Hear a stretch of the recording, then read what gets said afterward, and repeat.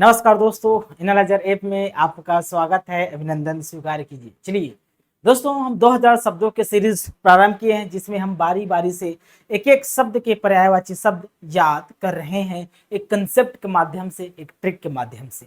आज का हमारा जो शब्द है गणेश है, गणराजा, गणपति। ठीक, तो गणपति का पर्यायवाची शब्द याद करेंगे। ये है गणपति। तो इसके पर्यायवाची शब्द क्या है देखिए। इसे गणपति कहते हैं, गणाधिपति कहते हैं, गणनायक कहते हैं, गणाधिप कहते हैं। तो कोई भी शब्द में यदि गण दिखाई दे, गण, तो समझ जाना वो गणेश का पर्यायवाची शब्द है। गण शब्द में कंसेप्ट याद रखना है। गण गण शब्द में ईश्वर, नाथ, पति, स्वामी, अधिप, ये सब जोड़ देंगे ना इस गण शब्द में। नाथ, स्वामी, पति, ईश, अधिप, ये सब जोड़ देंगे तो वह गणपति का पर्यायवाची शब्द बन जाता है। तो गण शब्द देखिए मतलब गणपति। तो सरल है ये। यहां से टफ स्टार्ट होता है। द्वय मातुर कहा जाता है गणपति को।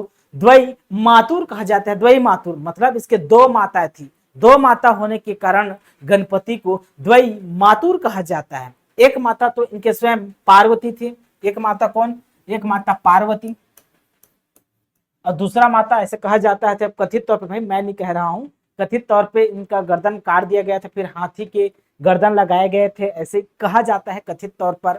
मैं नहीं बोल रहा हूँ, ठीक ना। तो कथित तौर पर कहा जाता है कि हाथी के गर्दन इनके सर पे लगा दिए थे, मतलब उस हाथी का भी ये बच्चा है ना। इसलिए इनके दो माता हो गए, मतलब वो हथनीन जिसके बच्चे के सर को काट कर गणपति पे लगाया गया था।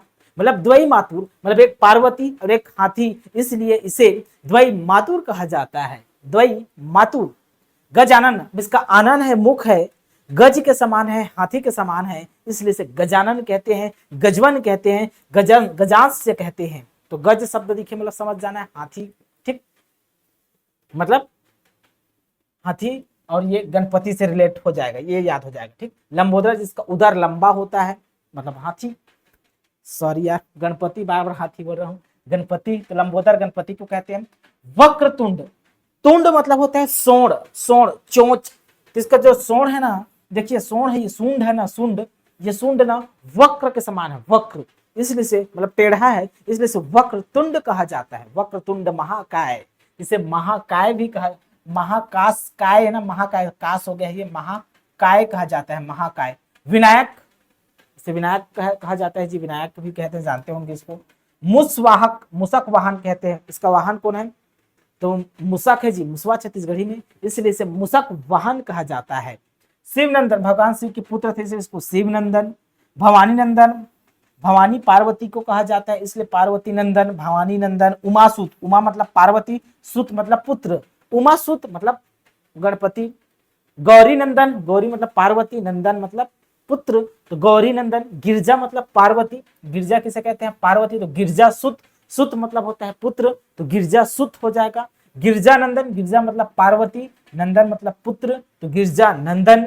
एक दंत, इसका एक दंत है, एक दंत एक टूट जाता है जी, इसलिए इसको एक दंत, दयावंत, चार भुजाधारी, तो एक दंत भी कहा जाता है।